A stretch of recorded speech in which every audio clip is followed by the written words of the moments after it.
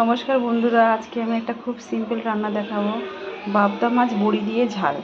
তো এখানে আছে বাবদা মাছ, আর এখানে আছে একটা ছোট্ট টমেটো গ্রেট করে নিয়েছি, একটু আদা এক টুকরো ওটাও গ্রেট করে নিয়েছি, দুটো কাঁচা লঙ্কা আছে, অল্প ধনেপাতা, আর আছে 4টে বড়ি। তো এবারে আমি দিয়ে দেবো এখানটায় অল্প পরিমাণে নুন, আর দিয়ে দেবো অল্প পরিমাণে হলুদ। এটাকে আমি মাখিয়ে নেব, তারপরে ভাজা হবে। কড়াইতে আমি পরিমাণ মতন তেল দিয়ে দিয়েছি, তেলটা গরম হয়ে গেছে। এবারে আমি এর মধ্যে 4টে বড়ি ভেজে নেব।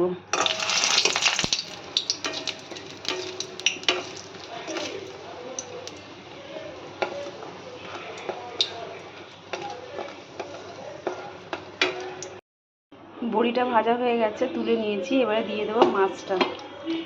এই মাছটা প্রচণ্ড ফাটে, তো সেই কারণে আঁচটা কম করে আস্তে করে ছেড়ে দিতে হবে, আর দিয়ে ঢাকা দিয়ে ভাজতে হবে।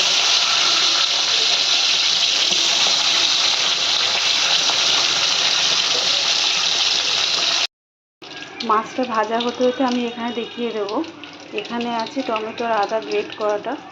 এবারে দিয়ে দেবো এর মধ্যে আমি পরিমাণ মতো নুন, আর দিয়ে দেবো হাফ চামচ হলুদ গুঁড়ো, আর দিয়ে দেবো হাফ চামচের কম লঙ্কার গুঁড়ো। এখানে মাছটা আমার ভাজা হয়ে গেছে, মাছটা আমি তুলে ফেলবো। মাছটা আমি তুলে নিয়েছি। এই তেলের মধ্যে দিয়ে দেবো আমি 1 চামচ কালো জিরে। কালো জিরেটাকে ভালো করে নেড়ে একটু হয়ে যাবে, দিয়ে দেবো আমি এখানটায় এই মশলাটা।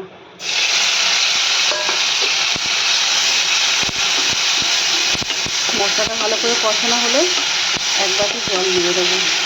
এটা খুব সিম্পল রান্না, খুব তাড়াতাড়ি হয়, 10 মিনিটের মধ্যেই হয়ে যায়, খেতেও খুব সুস্বাদু হয়। এখানে মশলাটা কষানো হয়ে গেছে, এবারে দিয়ে দেবো আমি ছোটো বাটির 1 বাটি জল।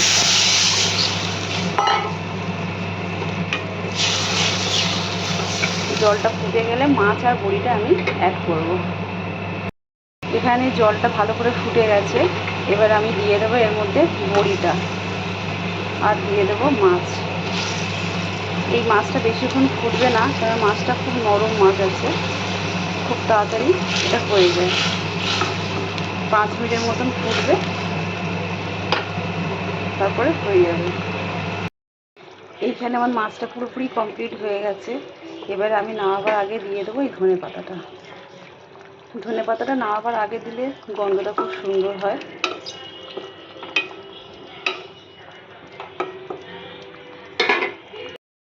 তো বন্ধুরা, আজকে আমার বাবদা মাছের বড়ি দিয়ে ঝাল একেবারেই কমপ্লিট। এটা খুব হালকা রান্না, খেতেও খুব সুস্বাদু হয়। আপনার বাড়িতে বানিয়ে খেয়ে দেখবেন, ভালো লাগলে লাইক করবেন, শেয়ার করবেন। আজকে আমি এখানেই শেষ করছি। ধন্যবাদ।